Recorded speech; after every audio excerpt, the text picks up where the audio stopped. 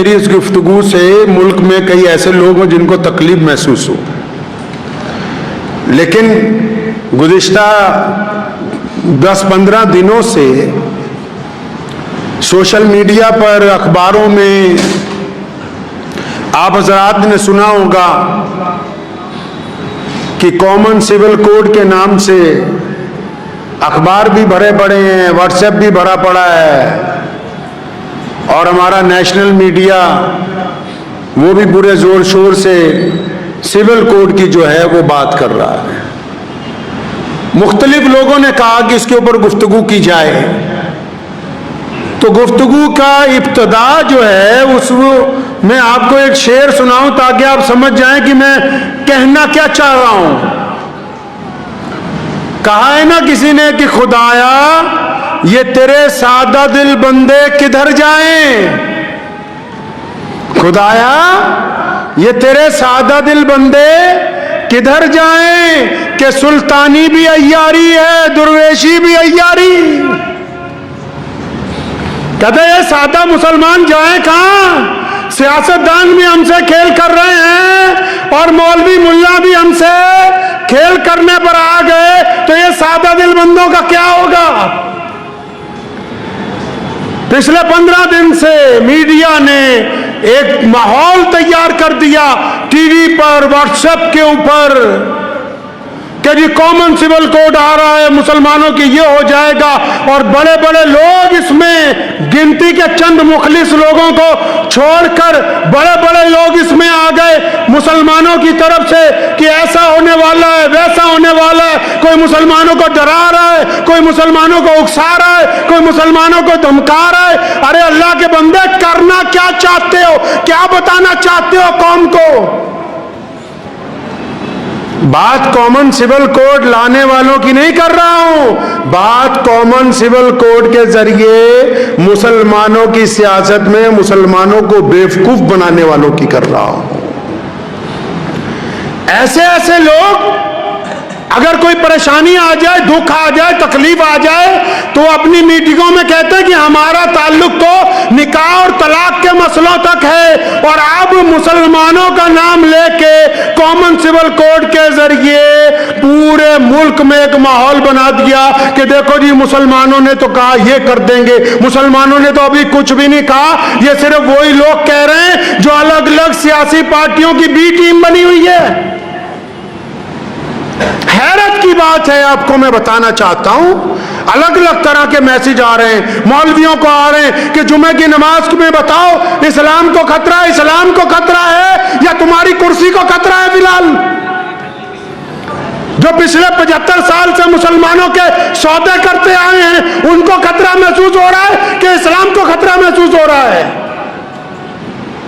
बहुत सारे लोग समझ रहे होंगे कि हम तो समझ रहे थे कि लुधियाना से पैगाम आएगा कि कॉमन सिविल कोड के खिलाफ सड़कों पर उतरो।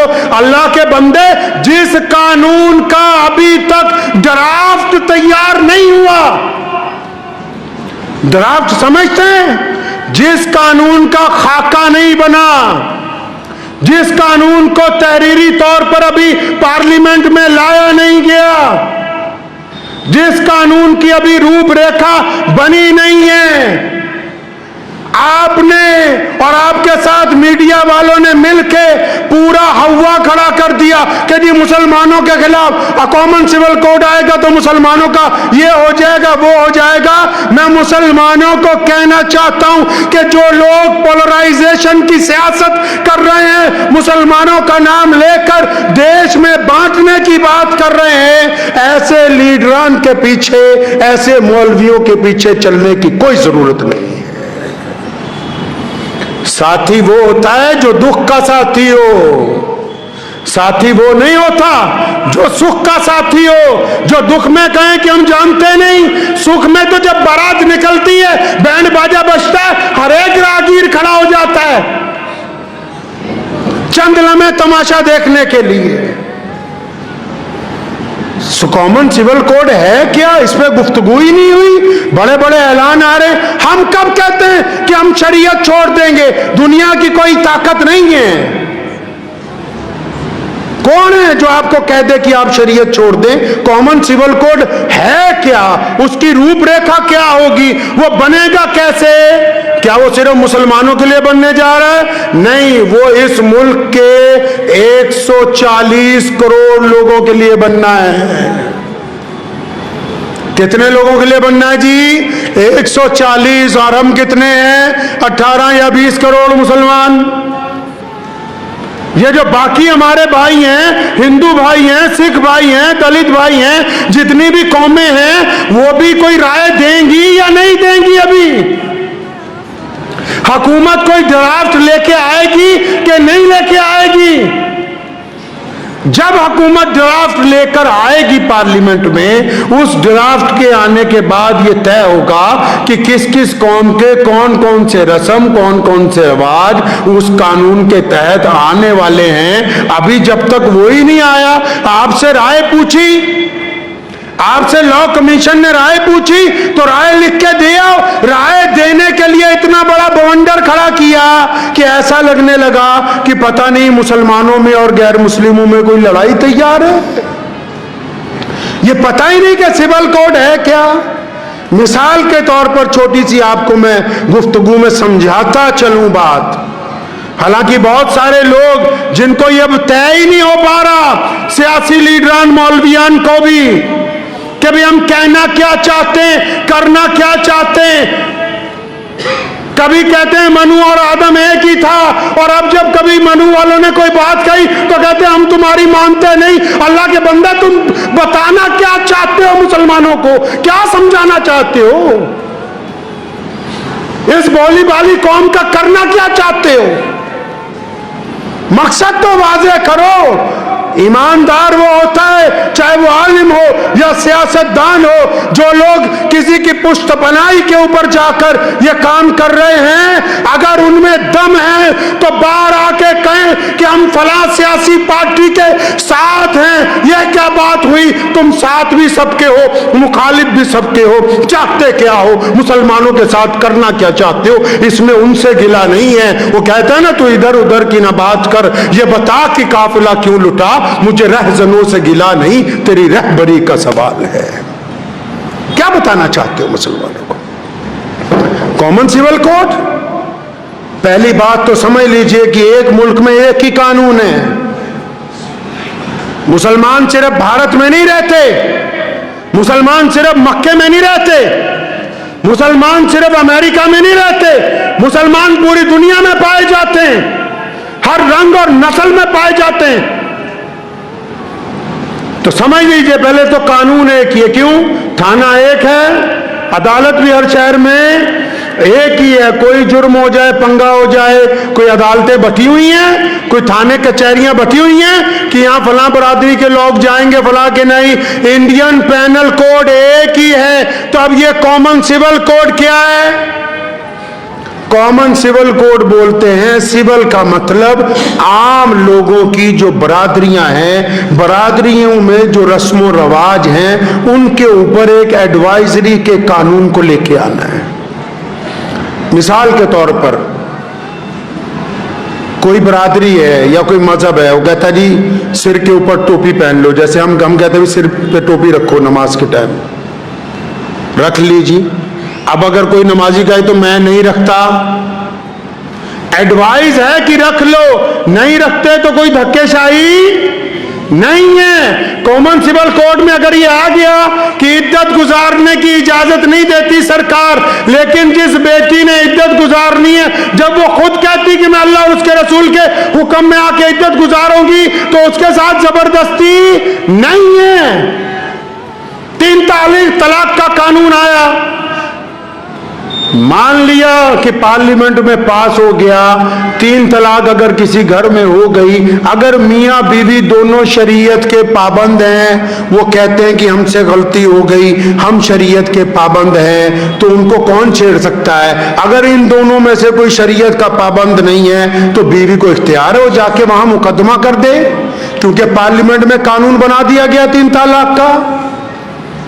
जो सिविल कानून होते हैं वो इख्तियारी होते हैं कि वो इख्तियार किए जाएंगे या इख्तियार नहीं किए जाएंगे।